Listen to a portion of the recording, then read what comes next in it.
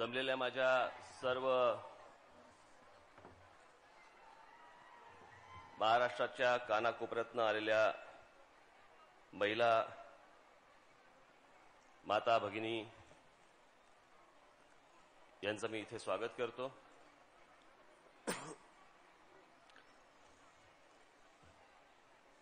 मी आतमध्ये आलो आणि जरा थोडं वाचत बसलो होतो.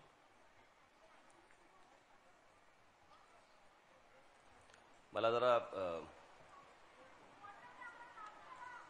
बरोबर आहे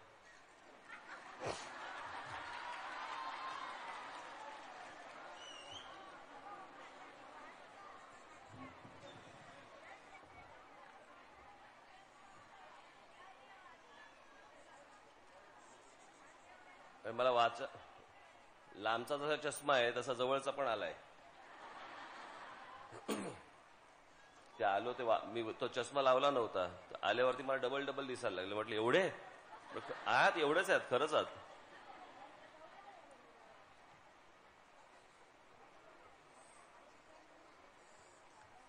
आणि म्हणजे मी खास करून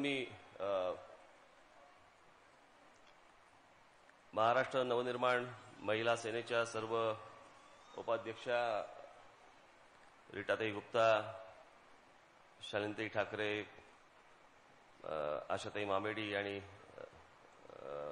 शिल्पा सरपोतदार आणि आपण सर्वांचं मी खास करून मनपूर्वक अभिनंदन करतो. आज मी इथे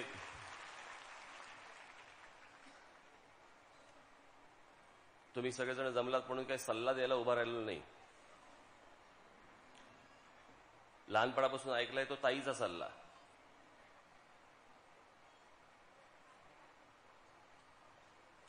मी अगदी थोडक्यात तुमच्याशी बोलणार आहे, कारण सकाळपासून बरेच कार्यक्रम झालेले आहेत, अनेकांची भाषणं झालेली आहेत, अनेकांचे विषय तुम्ही ऐकलेले आहेत.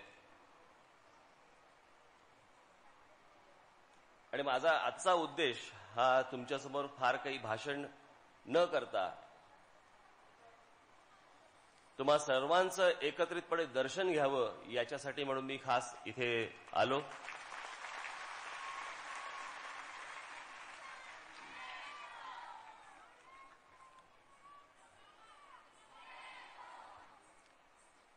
कारण काय काय प्रसंग आमच्यावरती येतात तुम्हाला कल्पना नाहीत.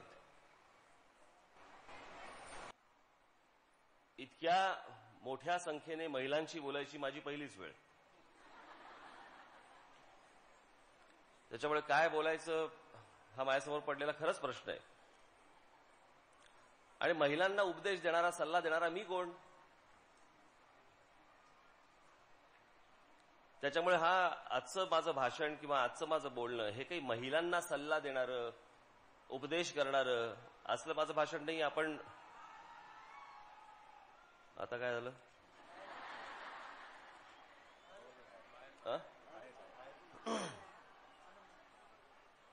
बाहेर कोण आहे? मग त्या माझा आवाज बाहेर पण उभे आहेत. सल्ला हवाय? आमचा काय धंदाच आहे तो, दुसरं काय.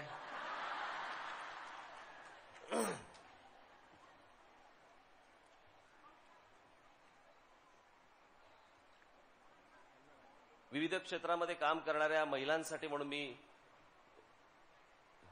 त्यांनी आकाशाला गवसणी घातलेलीच आहे. अनेक क्षेत्रांमध्ये आपल्याला माता भगिनी या खूप मोठ्या प्रमाणावरती पुरुषांच्या खांद्याला खांदा लावून आज कामं करताना दिसतायत. पण मी आज जो तुमच्यासमोर आलोय तो राजकारण या क्षेत्रामध्ये आपण सर्वच जण आहात, बाहेरही आहेत, अनेकांना येता आलेलं नाहीये त्याच्यामुळे त्या घरी असतील. पण आपण या क्षेत्रामध्ये नक्की काय, कशासाठी आलेलो आहोत? मी हे काही फक्त आपल्याला सांगतो अशातला भाग नाही. मी हे पक्षातल्या पुरुषांनाही तेच सांगतो.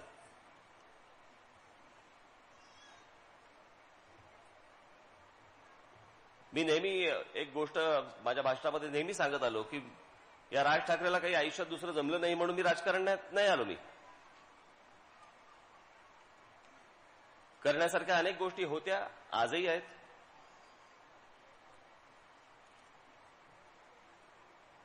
मग माझे कलेविषयक असतील, चित्रपटाविषयक असतील, माझे जे काही छंद आहेत तेही मी जोपासतो.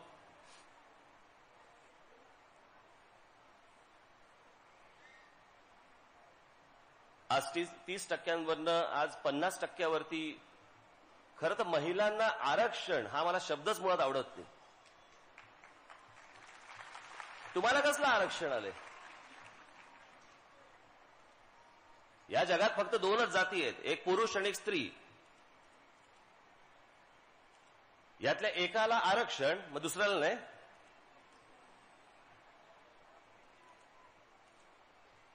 खरं तर या शब्दाचाच मला तिटकार आहे.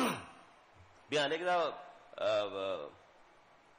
तिकीट वाटपाच्या वेळेला, मग महानगरपालिकेचं तिकीट वाटप असेल किंवा इतर वेळेला अनेकदा येतात की महिला आपल्या उमेदवार येतात, इच्छुक उमेदवार येतात आणि मग कोणतरी मला सांगतं की नाही साहेब, हा ओपन आहे मतदारसंघ. का ओपन मध्ये महिलेने उभं नाही राहायचं?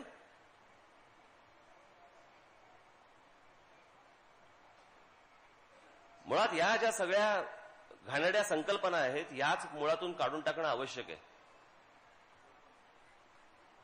मला स्वतःला जात कळत नाही, माझ्या घरात कोणी मला शिकवली नाही, त्या प्रकारचे संस्कार माझ्यावरती कधी झाले नाहीत. त्याच्यामुळे मी कोणाही व्यक्तीकडे जातीच्या अंगाने बघतच नाही, कारण मला कळतच नाही. माझ्यासाठी काम करणारा माणूस तो कोणत्याही जातीचा असेल, धर्माचा असेल, मला काम हवंय.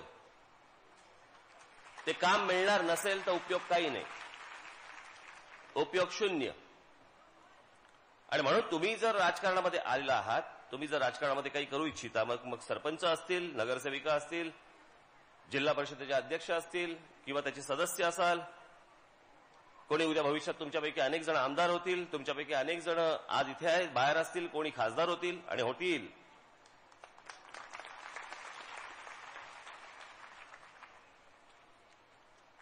पण हे सगळ्या गोष्टी ज्या बाकीच्या राजकीय पक्षांनी जे काही नासवून ठेवलंय, असल्या कुठच्याही घाणेरड्या राजकारणामध्ये मी तरी काम करू इच्छित नाही आणि तुम्हीही काम करता कामा नये. आपण ज्या क्षेत्रामध्ये आहोत त्या क्षेत्रामध्ये आपण ते क्षेत्र का निवडलेलं आहे, या क्षेत्रामध्ये काम करताना आपल्याला आनंद मिळतोय का, आपण काही वेगळं करू इच्छितोय आणि ते करता येतंय का.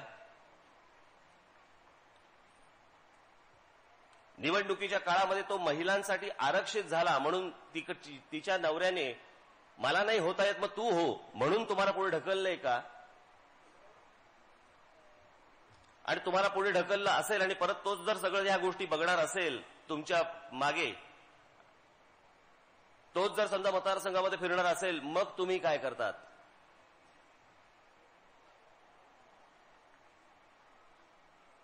अनेकदा असं म्हटलं जातं महिला सक्षम झाल्या पाहिजेत. कशाला झाल्या पाहिजेत? आहातच. पण ती गोष्ट तुम्हाला स्वतःला जाणवतेय का, आतमध्ये वाटतेय का तुम्हाला ही गोष्ट की मी इथे आहे, मी या क्षेत्रामध्ये आहे. मी आज तुमच्यासाठी काही गोष्टी आणल्यात. मला अनेक लोक म्हणतात की तुम्ही भाषण करताना काही गोष्टी तुम्ही वाचून दाखवता. मी म्हटलं हो, माझं पाठांतर कमी आहे,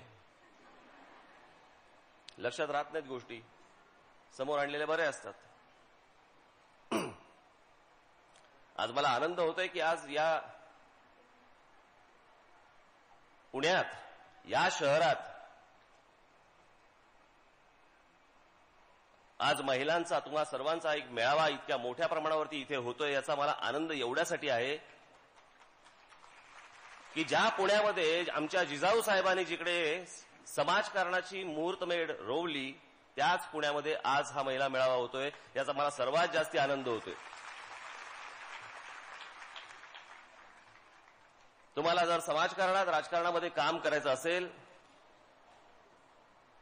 तर मी तुम्हाला मनापासून सांगतो, मी ते वाचलेलं आहे, मी ते ऐकलेलं आहे, म्हणून मी तुम्हाला सांगतो, तुम्ही जिजाऊ साहेबांचं आत्मचरित्र कुठे होतं, चरित्र, त्यांच्याबद्दल लिहिलेल्या गोष्टी या तुम्ही आत्मसात करणं अत्यंत गरजेचे आहे, अत्यंत आवश्यक आहे. आणि त्या जर समजा आपल्याला कळल्या नाहीत तर हे तुमचं राजकारणात असणं समाजकारणात असणं हे नसण्यासारखंच आहे.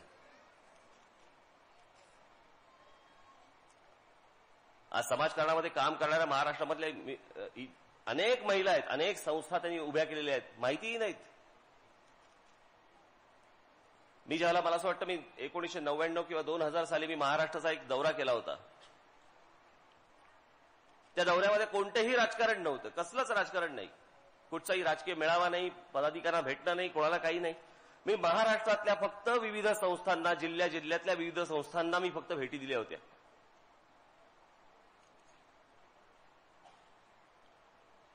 या संस्थांमध्ये काय काय प्रकारचं काम चालतं, कोणत्या प्रकारचं काम चालतं. आज असंख्य महिला आज या सगळ्या संस्था चालवत आहेत. मला असं वाटतं तुम्ही राजकारणामध्ये आहात, तुम्ही समाजकारणामध्ये आहात, हे करत असताना आपण काय करत आहोत. ज्याला मुहूर्तमेढ म्हटलं मी मगाशी, जिजाऊ साहेबांनी जी रोवली, सुरुवात कुठून होते, कसा विचार कसा सुरू होतो. ज्यावेळेला शहाजीराजे ज्यावेळेला दक्षिणेला गेले आणि जिजाऊ साहेब ज्यावेळेला इथे आल्या, त्या इथे आल्यानंतर त्यांनी पहिल्यांदा बघितलं, अख्खं पुणे उद्ध्वस्त झालेलं पुणे बघितलं, बेचिराग झालेलं पुणे बघितलं. ज्या पुण्यावरती गाढवाचा नांगर फिरवला गेला होता शहाजीराजांच्या बंडानंतर,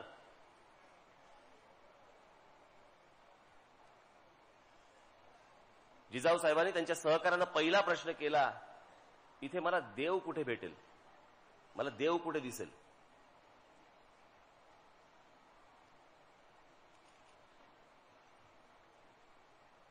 आणि तो शोधता शोधता शोधता कुठेच नाही.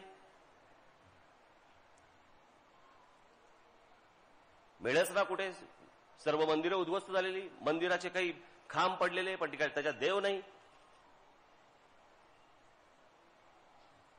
हे करता करता त्यांची माणसं आली, शोधत शोधत शोधत शोधत एका वाड्यामध्ये, वाड्याच्या मागच्या बाजूला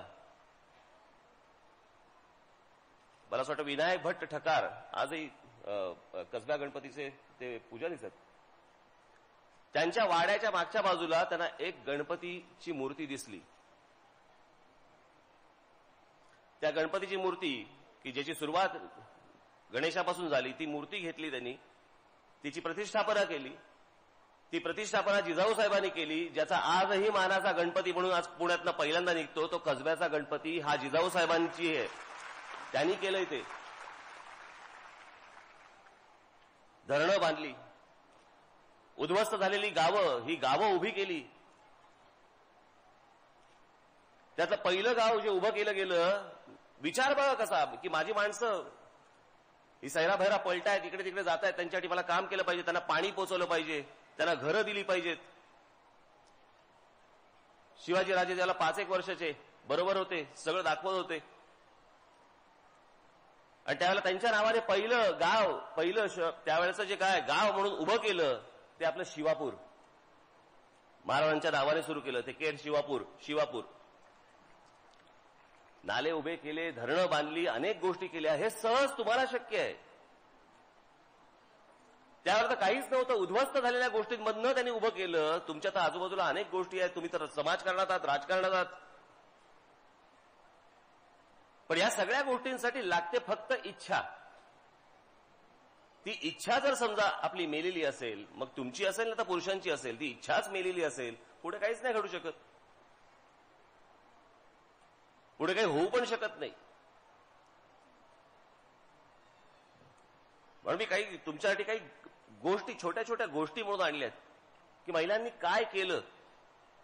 तुम्ही जगामध्ये महिलांनी ज्या काही गोष्टी उभ्या केल्या, हे जर समजा आपण समाजकारणात, राजकारणामध्ये वावरताना जर त्या ऐकल्या नाहीत, पाहिल्या नाहीत, तर आपल्याला नक्की काय करायचंय हेच कधी कळणार नाहीये.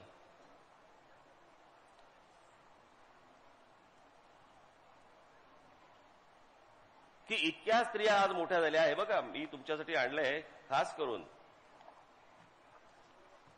कुठे गेले हो ही महिला? एकटी महिला, महिलांना शिक्षण मिळावं, कोणाशी लढली कल्पना आहे आपल्याला? अंदाज पण नाही.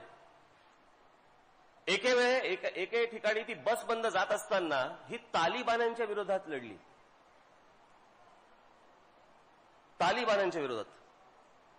तिला बसमध्ये एकदा जाताना तिला विचारलं, तिला उतरवलं खाली, गोळी झाडली, तिच्या डोक्याला चाटून गेली आणि त्याच्यानंतर ही मागे न हटता तिने ठरवलं की नाही, जर तुमचा इतक्या या क्षणापर्यंत मला ठार मारण्यापर्यंत विरोध असेल तर आता मी अफगाणिस्तानात पाकिस्तानाच्या बॉर्डरवरती महिलांना शिकवणारच. ही ऊर्जा मला माहिती आहे, ही ऊर्जा तुमच्यात आहे, ही ऊर्जा तुमच्यात आहे, फक्त तुम्ही शोधत नाही आहात ती, तुम्ही पाहत नाही आहात ती. ही दुसरी महिला रोझा पार्क्स, 1955 सालची गोष्ट आहे. मी फक्त तुम्हाला वाचून दाखवतोय. ही गोष्ट आहे अमेरिकेतली, 1 डिसेंबर 1955 मधल्या अमेरिकेतली. या बाईला त्याला इतका वर्णभेद इतका होता, काळे आणि गोरे यांच्याबद्दला. ही एकदा बसमध्ये बसली होती, जिकडे एक बाकडं, फक्त एक बाकडं हे काळ्यांसाठी असायचं. त्या काळ्यांच्या बाकड्यावरती ही बसली होती आणि ही बसली असताना त्याचा कंडक्टर आला आणि त्यांनी सांगितलं, बाई उठा, एका गोऱ्याला बसायचंय. ज्याच्यातनं ही क्रांती झाली, ज्या गोष्टीतनं ही क्रांती झाली, त्या बाईनी फक्त एक शब्द उच्चारला होता, एक शब्द ज्याच्यातनं क्रांती झाली. तो शब्द होता नाही, उठणार नाही.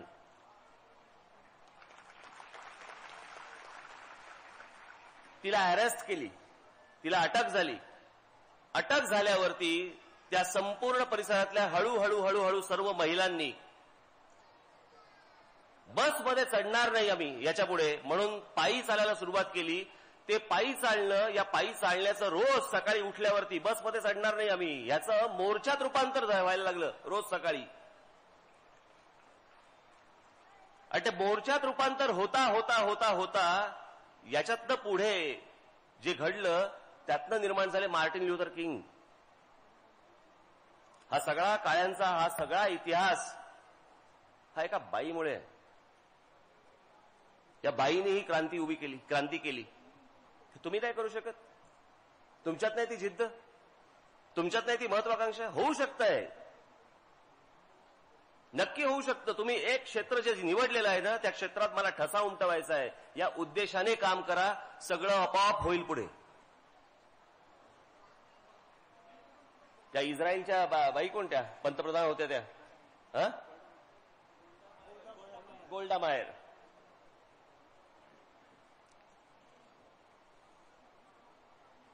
पंतप्रधान झाल्या, अगदी साध्या संघटने, कामगार संघटनांमधनं काम करत करत करत आल्या. त्यांचं एक वाक्य फार महत्वाचं आहे, लगेच जाऊन बोलू नका घरी.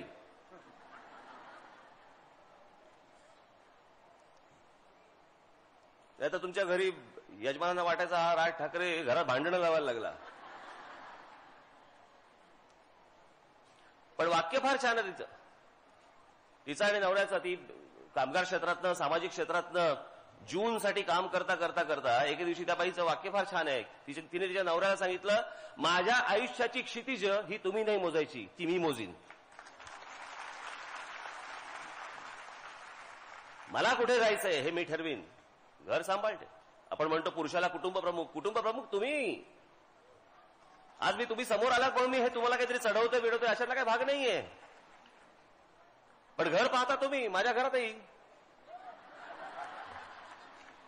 माझ्या घरात एक प्रॉपर्टी साला माझ्या नावावर नाही, एक गाडी नाही. बरं, हे पुढच्या निवडणुकीला उभं राहण्यासाठी केलेल्या गोष्टी नाहीत.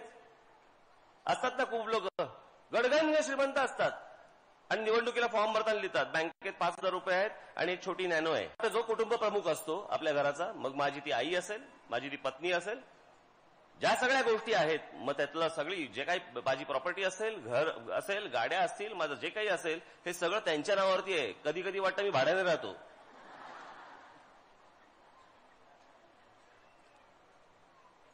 आणि त्या सगळ्या गोष्टी करण्यासाठी तुम्ही सगळ्या सक्षम आहात. मी मगाशी म्हटलं तुम्हाला, मी काय तुम्हाला सल्ले देण्यासाठी आलेलो नाही आज, गरज पण नाही तुम्हाला या सल्ल्यांची. पण तुमच्या आतमध्ये एकदा वाकून बघा, झाकून बघा, मनाच्या कोपऱ्यात, की तुम्ही काय करू शकता आणि तुम्ही काय घडवू शकता. ते आज समाजकारणामध्ये तुमच्या आजूबाजूला इतक्या गोष्टी, आज इतकी वर्ष झाली आपल्या भारतामध्ये, महाराष्ट्रामध्ये जागोजागी फिरतो, हायवेला फिरतो, सगळीकडे जातो, आपण सगळ्या ठिकाणी फिरत असतो. किती वर्ष झाली स्वातंत्र्याला? 62, 63, 64, 65 वर्ष काय झाली असतील ती. इतक्या वर्षामध्ये महाराष्ट्रभर, राज्यभर, शहरांमध्ये, बागांमध्ये, कुठेही आपण महिलांसाठी टॉयलेट्स नाही बांधू शकत. स्वतंत्र टॉयलेट्स नाही उभी करता येत. आज अनेकांना, मला माहिती आहे ना, अनेकांना आज काही व्याधी असतात. मला अनेक जण असे मला माहिती आहेत की ज्यांना डायबिटीस असतो आणि त्या डायबिटीसमुळे, आता हे तुम्ही सगळ्यांनी विनोदाने घेऊ नये ही सगळी गोष्ट, परंतु अनेकांना डायबिटीस असतो आणि डायबिटीसमुळे अनेकांना खूप लवकर लघवीला लागते. आज मला असे अनेक जण माहिती आहेत, अनेक मला महिला वगैरे अशा भेटतात, बोलतात की बागेमध्ये आम्ही फिरायला गेलो, आम्ही पार्कामध्ये फिरायला गेलो, फिरायला जाताना आम्हाला ही व्याधी आहे, ही व्याधी असताना आम्हाला जर समजा कुठे जायचं असेल, टॉयलेट्स नाहीत. आम्ही इतक्या वर्षामध्ये टॉयलेट्स नाही बांधू शकत. तुमच्या हातामध्ये ज्याला हे अधिकार आहे, तुम्ही सरपंच आहात, तुम्ही जिल्हा परिषदेच्या सदस्य आहात, तुम्ही इतके नगरसेविका आहात, आपण आपल्या विभागामध्ये ह्या गोष्टी नाही करू शकत. एवढी छोटी गोष्ट नाही आपल्याकडनं होत. मग जर एवढ्या छोट्या गोष्टी आपल्याकडनं होत नसतील तर मग आपण राजकारणामध्ये का आहोत, आपण समाजकारणामध्ये का आहोत, आपण नक्की कशासाठी हे क्षेत्र निवडलेलं आहे याचा जर आपल्याला आजच पत्ता लागणार नसेल मग काय करतोय आपण? हे तुम्हाला कळलं पाहिजे. मी तुम्हाला एक कॅनडातली म्हणून गोष्ट आणतो. मी परवा दिवशी माझ्याकडे एक फिल्म आली, एका माणसाने माझ्यासाठी घेऊन आला. तो कॅनडामध्ये एक बुचर फॅमिली, बुचर म्हणून होते. हे कधीची गोष्ट 100 वर्षापूर्वीची, 125 वर्षापूर्वीची. त्यांच्या खाणी होत्या, सिमेंट बनवायच्या खाणी होत्या. तो नवरा, ते दोघे जण दाम्पत्य, त्यांचा एक बंगला होता आणि ते तिथे खाणी हे ओरबडतात ना, हे डोंगर सगळे अख्खे खरबडून काढत असतात सारखे. आणि त्याची ती संपूर्ण खाण जवळपास 65 एकराची होती, सगळा भाग. आणि ते खरबडत थोडा बहुत काहीतरी भाग राहिला होता. त्या बुचर जे होते त्यांच्या पत्नीने त्यांना विचारलं, हे किती दिवस करणार आहात तुम्ही? हे परमेश्वराने दिलेल्या ह्या सगळ्या गोष्टी तुम्ही खरबडून आपण किती वर्ष पैसे कमवणार आहोत? नवऱ्यालाही पटलं. नवरा बोला, काय तुझ्या मनात काय? ती बोलली, नाही आता म्हणे समाजाचा जी गोष्ट आहे ती आपण आतापर्यंत खरवडली, काढली, यातनं सिमेंट फॅक्टरी उभी केली, सगळं केलं, आता आपण काहीतरी समाजाला देऊ. त्या महिलेने 65 एकराची, माझ्याकडे फिल्म आहे त्याची, 65 एकराची बाग उभी केली. त्यावेळेला तिने जपान, चायना या सगळ्या भागातनं, कॅनडामध्ये त्यावेळेला बोटीतनं फुलं मागवली आणि ती फुलं लावलेली आहेत. आजही तिकडे आहेत. 100 वर्ष जुनी स्पीशीज आहेत, त्याच्या जाती आहेत त्या, आजही फुलं येतात. आपण ज्या ज्या भागामध्ये आता याच्या पुढे जाणार आहात, आपापल्या घरी जाणार आहात, आजूबाजूला बघा, नीट दिसतंय का, स्वच्छ दिसतंय का?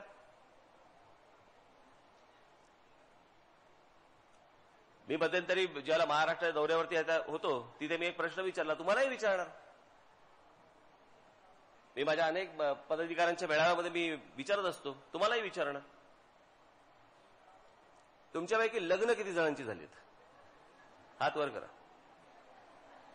लाजू नका, उपयोग नाही आता काही. हात वरती करा. नीट मोठा ताट मानेने उभा करा. काय लाजताय? काय केला? खाली करा.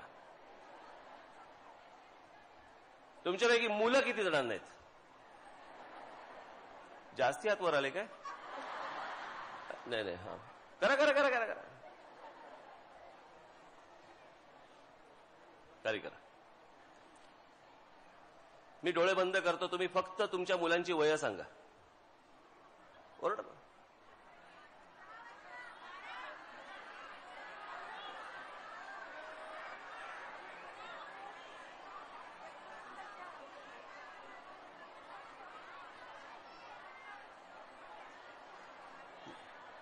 ठीक आहे. ज्यांची मुलं आता साधारणपणे 8-9 वर्षाची असतील, तिथून पुढे 7 वर्षाची असतील, तिथून पुढे एक विचार करून बघा, तुम्ही बोलतोय तुम्हाला पटतोय का? या आपल्या मुलांना पाहताना असं तुम्हाला कधीतरी वाटतं का हो की या वयामध्ये आपण जेव्हा होतो त्यावेळेला बावळट होतो? वाटतं? का वाटतं? कारण त्यांना मिळालेलं एक्सपोजर, टेलिव्हिजन असेल, इंटरनेट माध्यम असेल, इतर अनेक गोष्टी असतील, जे एक्सपोजर त्यांना आज मिळालेलं आहे. आणि जर तुम्हाला वाटत असेल की त्या वयामध्ये आपण बावळट होतो, तर आता ती येणारी जनरेशन आहे ती तुम्हाला हँडल करायची. ते कोणता विचार करतायत, ते कोणत्या विचार करून पुढे जात आहेत. उद्या जर त्यांच्या प्रकारचा विचार जर समजा तुम्ही करू शकला नाही, तुमच्यासाठी फक्त एकच वाक्य त्या सगळ्या जनरेशनकडनं, पिढ्यांकडनं येईल, गेट आउट.